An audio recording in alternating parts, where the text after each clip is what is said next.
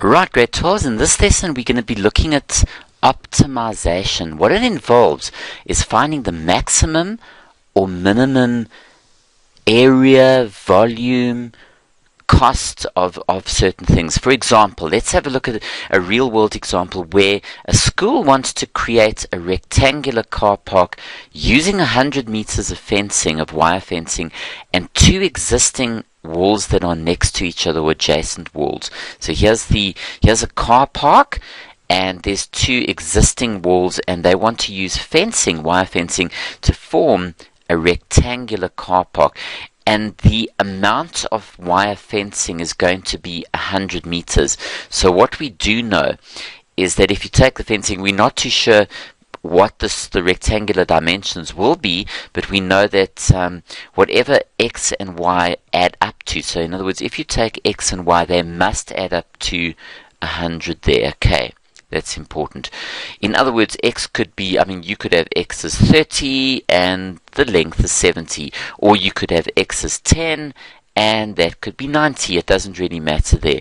Okay, but the question is that dependent on your dimensions, your x and y, as long as the x and the y add up to 100, what we can do is we can change the shape of this rectangular car park and ultimately find out what will be the maximum area.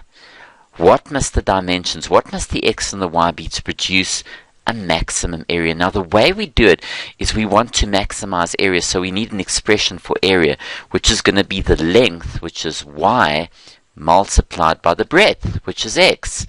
Okay, great. Now, in other words, what we want to do is we want to find the dimensions which would produce a maximum area, and the expression that we use is x times y. But what do we know? We know that x plus y must add up to 100. That's the fencing must add up to 100, and we don't know what the x and the y is. Now, the way we approach this is actually very simple. We're going to bring in calculus here. Now, I'm going to show you how brilliant this is.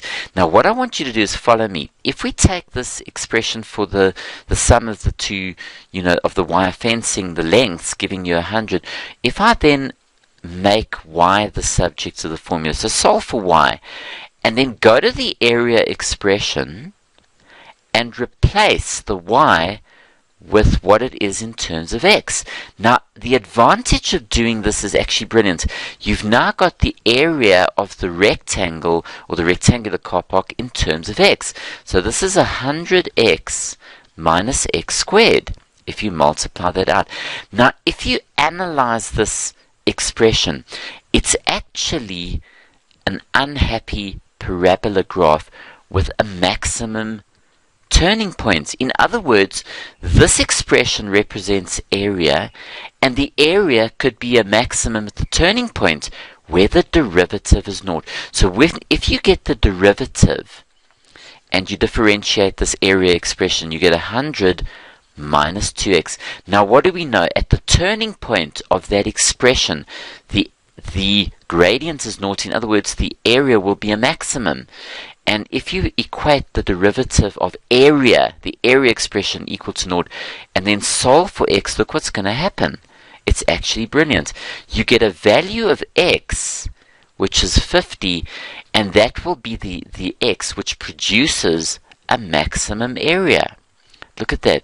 So in other words, we have x as being 50 meters. That will give you a maximum area here, and that's what they want. They want to use the fencing in such a way that it's going to produce a maximum area there. Okay, remember they're using the two existing walls, but the fencing is going to be there. And remember, it doesn't have to be, it doesn't have to be where the wall ends. If your x is 50, it might well be there. It can be anything like that. It could actually be something like this. It doesn't have to be the wall. It's just to maximize the area using the fencing, you see. So you don't have to use the full wall. You can use part of it.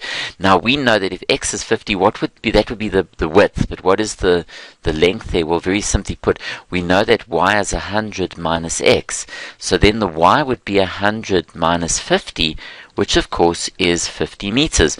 So what's very interesting here is that if you've got your wall, there's your adjacent, your little walls here, that the fencing could be, I mean, you could do it something like this, doesn't really matter. It could actually, what's quite interesting, if I'd make it more accurate, it would be a square, because if you think about it carefully, if we look at the fencing there as 50 meters by 50, that produces your maximum area.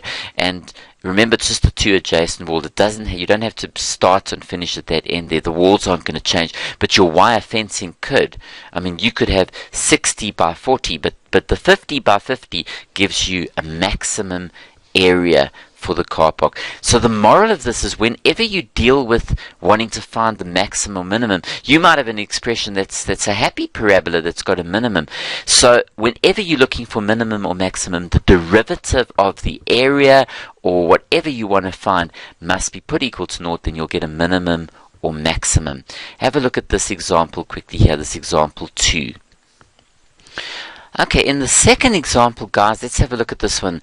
The school now wants to create a rectangular play area for preschool children. The area is to be enclosed on 3 sides by a fence and an existing wall which forms the 4th side. Okay, so here's a wall, there it is, wall, and then you've got fencing that forms. And the important thing is that fence, the area must be 200 square meters. The area must be that. So it's a given area. Now you want to know the dimensions of the fencing, and such that the cost is a minimum. So in other words, they want to minimize their cost. So let's read that again.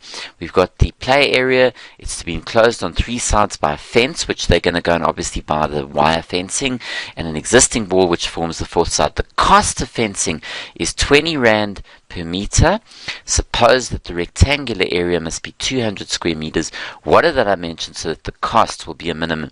So what we need to do is we need to get an expression for cost. Now the cost would be, okay, well, we've got the fencing. If you've got x, there we go, plus we've got that x, plus we've got the y. Okay, that's the fencing.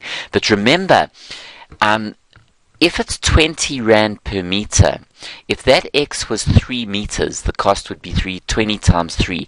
But because there's x, we're going to say the cost is 20 Rand times the x, plus 20 Rand times that x, and the y would be 20 Rand. Remember, the x and y would probably be given to you, or you can just slot them on. You can call these two sides x and the bottom y. So your cost would then be 40x, 20 plus 20 is 40, 40x plus 20y. Okay, which is great. Now, the thing is, we want to minimize the cost, so we need all of these guys to be in terms of x. But what do we know? We're given the area. The breadth times the length is 200. So here's an expression. Length times breadth is 200. So we've got x times y is equal to 200. So you can then solve for y. So bring that x below, divide both sides by the x. Now go back into this expression and we'll have a cost expression in terms of x. So that'll be 40x plus 20 multiplied by the y, which now becomes 200 over x. You see that there? So this y becomes 200 over x. So now we want to minimize, so we need the derivative, but let's first tidy it up a little bit here. That gives me 20 times 200 is 4,000 all over x. Bring that up there, so it's 40x plus 4,000 x to the negative 1. Okay, great. Now let's get the derivative. So this gives me 40, and then bring down the negative 1, so it's negative 4,000 x to the negative 2. And for minimum or maximum, in this case minimum, we let the derivative equal naught. And what we could in fact do is make that x to the negative 2. We can bring it underneath the 4,000, making it a positive x squared at the bottom. Multiply throughout by x squared, and we have a little quadratic equation here. So we multiply, and the x squareds cancel there. Divide everybody by 40, making it a little bit easier for us. and then we can bring that across. 100 is x squared, so x would be plus or minus the square root of 100, which is 10. But remember, x can't be negative, because you can't have a negative amount of fencing, so therefore x is equal to 10. And that 10 meters will produce for us the minimum cost if it's x there. So if we go up to the diagram again, the x must be 10 meters. So what would the y be? Well, let's see. Y is actually 200 over the x, which is 20 meters. Okay, so that length would be 20 meters. So if you've got 10 by 20, which is 200, you will minimize the cost of the fencing, the amount of fencing that you have.